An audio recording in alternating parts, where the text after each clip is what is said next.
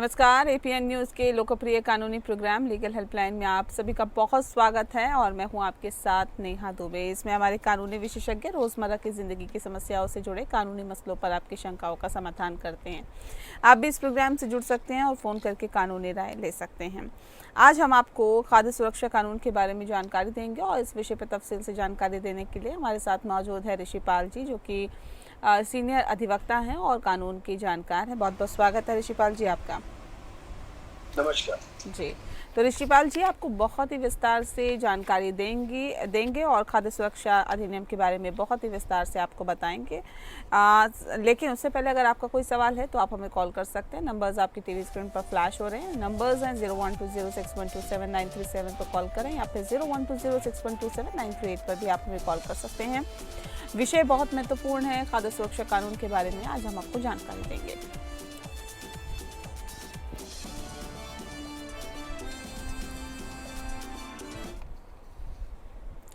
और चलिए ऋषिपाल जी का रुख कर लेते हैं। सबसे पहला महत्वपूर्ण सवाल सर, इस अधिनियम का मुख्य उद्देश्य क्या है और ये कैसे लागू किया जाता है? देखिए, हमारे देश में जैसे आपको पता है कि बहुत बड़ी संख्या में जो गरीबी रेखा से नीचे रहने वाले लोग रहते हैं। बहुत बड़ी संख्या में ऐसी महिलाएं हैं जिनको जो कुपोषण की शिकार हैं। बहुत बड़ी संख्या में ऐसे बच्चे हैं जो कुपोषण के शिकार हैं। जब ये स्थिति थी तो इस स्थिति को ध्यान में रखते हुए 2013 में राष्ट्रीय खाद्य सुरक्षा अधिनियम को लाया गया, जिसका जो सबसे बड़ा जो उद्देश्य जो था और जब उसको कार्यान्वित किया गया तो सबसे बड़ी बात ये पाया गया कि हमारी जो गांव में रहने वाली आबादी है उस आबादी का 75% 75% और शहरों में रहने वाली आबादी का 50% जो लोग हैं, करीब मिला के मोर देन 80 करोड़ से ज्यादा लोग जो हैं वो ऐसे लोग थे जिनको खाद्य सुरक्षा अधिनियम के तहत विशेष रूप से सहायता प्रदान करने के वो पात्र बनते हैं। यानी उनकी जो माली हालत या आर्थिक स्थिति ऐसी नहीं थी कि वो अपने आप को उचित रूप से भोजन भी दे पाए। ऐसी बहुत सारी महिलाएं थी जो कुपोषण का शिकार थी। ऐसी बहुत सारी महिलाएं थी जो गर्भ धारण करने के बाद जो है जो बच्चों को दूध पिलाती थी, तो ऐसी स्थिति में जो उनकी शरीर कमजोरी हुआ करती थी उसको पूरा करने के लिए या उसके बाद जो बच्चे पैदा होते हैं उन बच्चों के अंदर जो कुपोषण है, इन सारी बातों को ध्यान में रखते हुए ऐसे खाद्य सुरक्षा अधिनियम को लाया गया, जिसके अंदर संविधान को ध्यान में रखते हुए एक अधिकार के रूप में एक व्यक्ति के अधिकार के रूप भोजन को एक अधिकार माना गया, एक संवैधानिक अधिकार माना गया और उसके साथ सरकार के ऊपर जिम्मेदारी दी गई कि सरकार हर व्यक्ति को भोजन की उपलब्धता कराए। ना केवल उपलब्धता भोजन ही कराए बल्कि वो क्वालिटेटिव फूड जो है वो भी उस व्यक्ति को मिले, जिससे कि वो अपने जीवन की और अपनी बाकी बातों की सुरक्षा कर सके। इसलिए खाद्य सुरक्षा जो अधिनियम है वो अपने आप पर राष्ट्रीय स्तर पर जो एक ऐसा प्रोग्राम है जिसमें बहुत बड़ी संख्या में आप समझिए 80 करोड़ से ज्यादा लोग जो है उससे लाभान्वित होते हैं। तो कितनी बड़ी संख्या में ये अधिनियम जो है कार्यान्वित होता है, उसका जो क्रिया क्षेत्र है वो बहुत बड़ा है। जी ठीक है। अधिनियम के तहत कौन से लाभार्थी आते हैं इसमें और अधिनियम के तहत कौन से परिवार और व्यक्ति लाभार्थी के रूप में पात्र रहते हैं? जैसे मैंने पहले आपको इंट्रोडक्शन के अंदर बताया कि क्योंकि ये अधिनियम अपने आप में राष्ट्रीय स्तर पर और जब राष्ट्रीय स्तर पर है तो सबसे बड़ी जिम्मेदारी तो जो जो यूटी है या स्टेट है उनको दी जाती है कि वो अपने राज्य में ऐसे लोगों को चिन्हित करें जिनको इस अधिनियम के अंदर लाना है। क्योंकि ऐसा नहीं है राष्ट्रीय स्तर पर कोई नियम बना दिया जाए कि भाई अमुक लोग जो हैं इनको इसकी कानून की आवश्यकता है और उससे बेनिफिट उठाए जा सकते हैं, क्योंकि हर राज्य की अपनी परिस्थितियां जो है अलग अलग होते हैं। हर राज्य के अंदर जो न्यूट्रिशन वैल्यू जो होती है फूड की वो डिफरेंट होती है। हर राज्य में जो न्यूट्रिशन फूड की जो डिमांड होती है वो डिफरेंट होती है।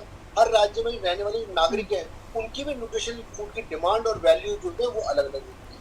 तो ऐसी स्थिति में जो है राज्यों की जिम्मेदारी ये दी जाती है कि वो उस अधिनियम के तहत कौन से ऐसे व्यक्ति हैं जो पात्र हैं उन व्यक्तियों को वो शामिल करें, उन व्यक्तियों को उसका डिस्ट्रीब्यूशन हो सकता है। इसके बाद पहले व्यक्तियों की बात थी, उसके बाद जो इस नियम में इस कानून में जो नया परिवर्तन लाया गया कि ऐसे परिवार जो हैं ऐसे परिवारों को चिन्हित किया जाए जो कि इस अधिनियम के अंदर पूर्ण रूप से पात्र होते हैं। जो पोरेस्ट ऑफ द पुअर जिसे हम बोलते हैं, बहुत ही गरीब जो परिवार होते हैं जिनके पास 6,000 से भी कम की जो कमाने की मासिक जो क्षमता होती वो नहीं होती। और ऐसे स्थिति में जहाँ जो परिवारों के अंदर महिलाएं हैं और बुजुर्ग महिलाएं हैं, बच्चे हैं और उनका भोजन में कुपोषण का शिकार हो रहे हैं, तो ऐसी सारी स्थिति की जानकारी के लिए सरकार को, जो राज्य सरकार होती है, उनके ऊपर जिम्मेदारी डाली जाती है। राज्य सरकार के अंदर राज्य मंत्री वो काम करते हैं, वहाँ पे जो डिस्ट्रिक्ट कलेक्टर है वो काम करते हैं और वीडियो काम करते हैं, ब्लॉक स्तर पे जाते हैं। इस तरीके से जो है ऐसे लोगों की पहचान की जाती है कि ऐसे कौन कौन से व्यक्ति हैं और फिर ऐसे कौन कौन से परिवार हैं।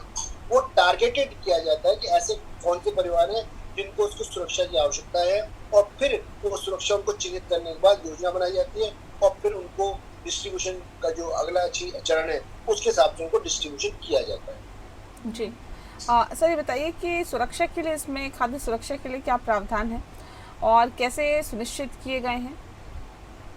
देखिए, सबसे बड़ी बात तो खाद्य सुरक्षा के प्रावधानों का जो आगमन हुआ है या उसकी जिम्मेदारी, जैसे मैंने आपको पहले बताई, वो सबसे बड़ी जिम्मेदारी जो संविधान ने, हमारे कानून ने हमें दी है कि संविधान राज्य पे यानी सरकार के ऊपर ये आदेश करती है या नीति निश्चित तत्व ये आदेश करते हैं कि कोई भी जो व्यक्ति जो इस राष्ट्र में रहने वाला कोई व्यक्ति है, वो नागरिक नहीं, कोई भी व्यक्ति अगर इस राष्ट्र में रहता है तो वो मिनिमम जो उसकी फूड वैल्यू है, मिनिमम जो भोजन है वो उसको मिलना चाहिए। ऐसी स्थिति में उसको एंश्योर कराने की जिम्मेदारी सरकार के ऊपर होती है कि वो हर उस व्यक्ति को देखे कि किसको उसकी आवश्यकता है। अब उसके बाद निगरानी की जाती है कि जिन व्यक्तियों को ये सुरक्षा दी जा रही है कि जितने समय के लिए दी जाती है, जैसे मान लीजिए महिलाओं को दी जाती है, जो वो गर्भ धारण की जो उनकी जो स्टेज होती है उस पर खास न्यूट्रिशन वैल्यू जो होती है वो उनको दी जाती है, उससे उस समय तक दी जाती है।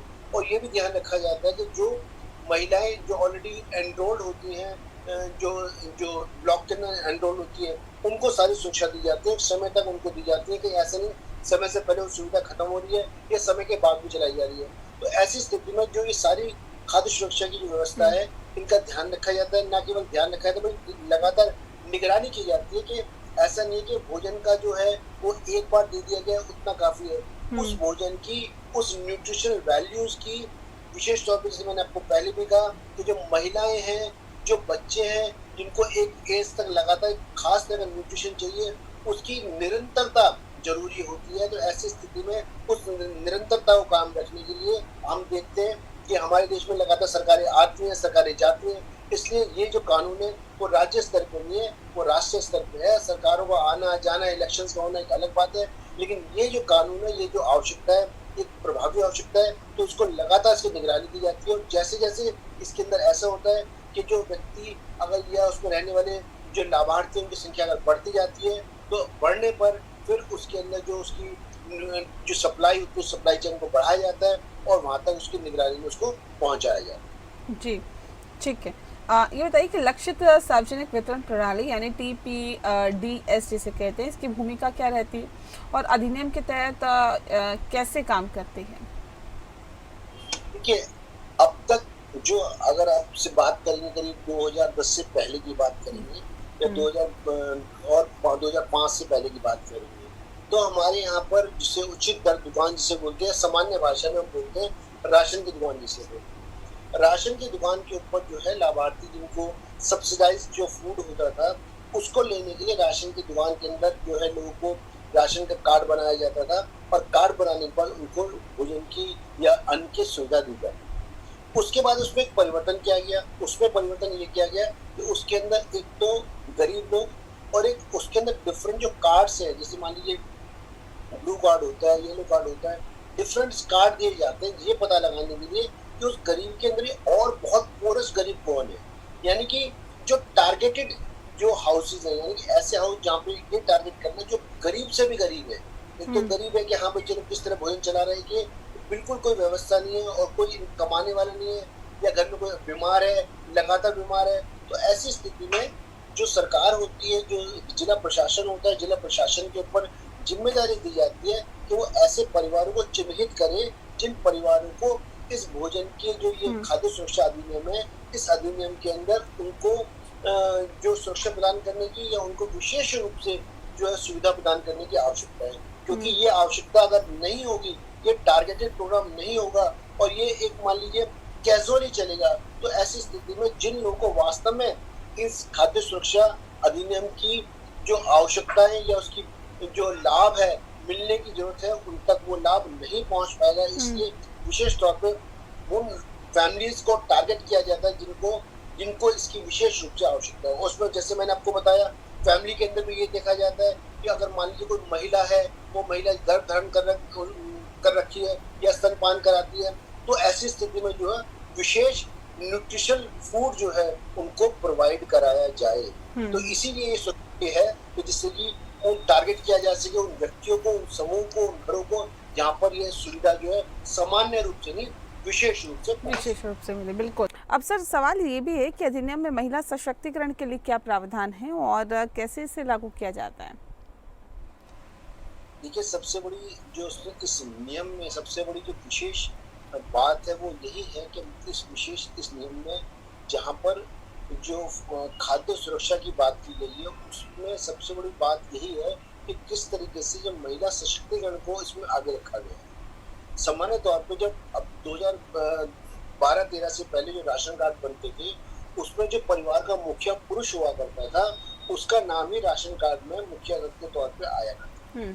लेकिन जो राष्ट्रीय खाद्य सुरक्षा अधिनियम है उसमें जब टारगेटेड जो फैमिलीज होती हैं उसके अंदर जो 18 वर्ष से ऊपर के परिवार के सबसे जो एल्डेस्ट महिला होती है उसको परिवार के मुखिया के रूप में शामिल किया जाता है, माना जाता है कि परिवार की मुखिया है। यानी कि खाद्य सुरक्षा के जो सारा बेनिफिट्स है वो सारा बेनिफिट्स उस महिला के थ्रू, उस महिला के द्वारा ही पूरे परिवार के अंदर लाया जाता है।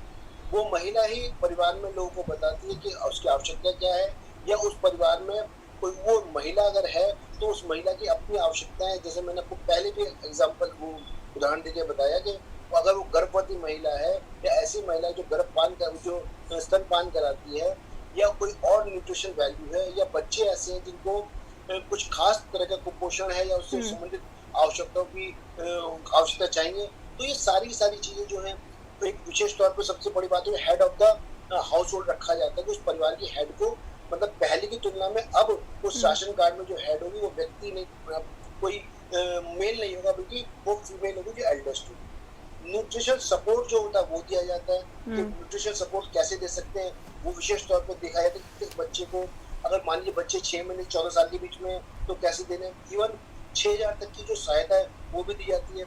इसके अलावा इन सब चीज में देखा जाता है कि अगर मान लीजिए महिला को शिकायत कर रही है या महिला को कोई और आवश्यकता है, तो ये सब चीजों को विशेष रूप से जो प्रावधान जो किया गया है वो यही है कि खाद्य सुरक्षा मिले और खाद्य सुरक्षा की जो उसकी सुविधाएं है वो परिवार की सबसे एल्डेस्ट महिला है उसके द्वारा ही परिवार को दी जाए। ये अपने आप में परिवार में उस महिला की सशक्तिकरण को बताता है, तो उस महिला के सशक्तिकरण के द्वारा ही उस परिवार के बाकी सदस्यों को इस सुविधा का लाभ मिल सकता है। जी सर, ये बताइए कि राज्य सरकारों की इसमें क्या भूमिका रहती है इसके क्रियान्वयन में और कैसे सहयोग करती हैं राज्य सरकारें?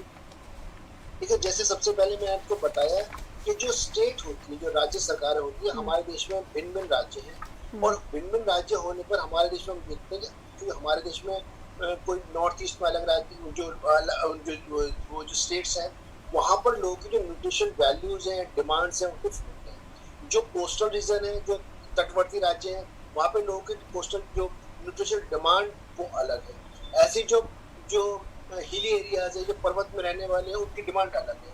तो ऐसी स्थिति में वहाँ पर कौन व्यक्ति को राष्ट्रीय खाद्य सुरक्षा की आवश्यकता किस व्यक्ति को है या किस व्यक्ति को दी जाए, किस उम्र की महिला को दी जाए, किन लोगों को दी जाए, तो ऐसी स्थिति में उसका कोई स्टेट जैकेट फॉर्मूला ना बना के उनको चिन्हित करने की जिम्मेदारी जो है राज्य सरकारों को दी गई कि राज्य सरकार अपने जो जिले प्रशासन होता है, जिला प्रशासन के हिसाब से वो देखे कि उसके जिले में, उसके जिले के बाद ब्लॉक में, ब्लॉक के बाद ग्राम में कहाँ पर कितने लोगों को कितनी आवश्यकता है, जितने लोगों को जितनी आवश्यकता है, जिस तरीके की आवश्यकता है उस तरीके की आवश्यकता न्यूट्रिशन वैल्यू क्या हो सकती है, कैसे प्रोवाइड हो सकती है, तो वो राज्य सरकार ही जो है अपनी डिमांड को पैदा करती है। उसी हिसाब से जो हमारा खाद्य अधिनियम है वो उसी हिसाब से कार्यवाही करता है। क्योंकि सबसे बड़ी बात यह है कि नियम उसके अंदर, कानून के अंदर कहीं उसकी डेफिनेशन में ये लिखा है लाभार्थी किस तरीके से होंगे या कौन कौन व्यक्ति होंगे,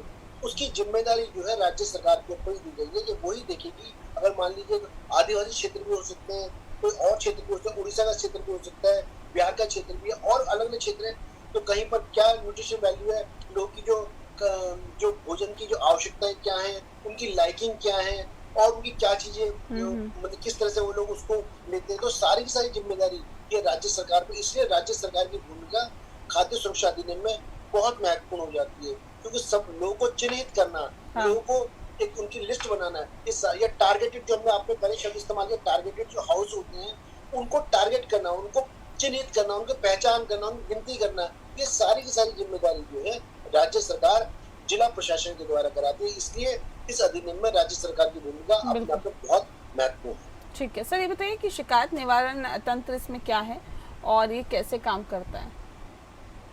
देखिए, जहां हमारे देश में हम कह रहे हैं कि भारत जो खाद्य सुरक्षा अधिनियम, उसमें करीब 80 करोड़ जो है, 80 करोड़ से ज्यादा लाभार्थी हैं। तो कोई ऐसा अधिनियम जिसमें इतनी बड़ी संख्या में लोग जुड़े हुए हैं, तो ऐसी स्थिति में स्वाभाविक है कि लोगों के पास उस सुविधा को समय से ना मिलना, या मान लीजिए देर से मिलना, या पूर्ण रूप से ना मिल पाना, या और बहुत सारी समस्याएं पैदा होती हैं। तो ऐसी स्थिति में उन लोगों की शिकायतें होना बहुत लाजमी है। लोगों की शिकायतें होती हैं, लोग अपनी शिकायत, और हमारे देश में बिल्कुल मैं इसको बातों कहने में गुरेज नहीं करूंगा कि भ्रष्टाचार अपने आप में, जो करप्शन है, ये अपने आप में एक बहुत बड़ी समस्या है। ऐसी स्थिति में जो लाभार्थी होते हैं, जब उनको लाभ नहीं मिल पाता, तो उनके पास एक ऐसा मैकेनिज्म होना चाहिए जो उसको वो शिकायत कर सके।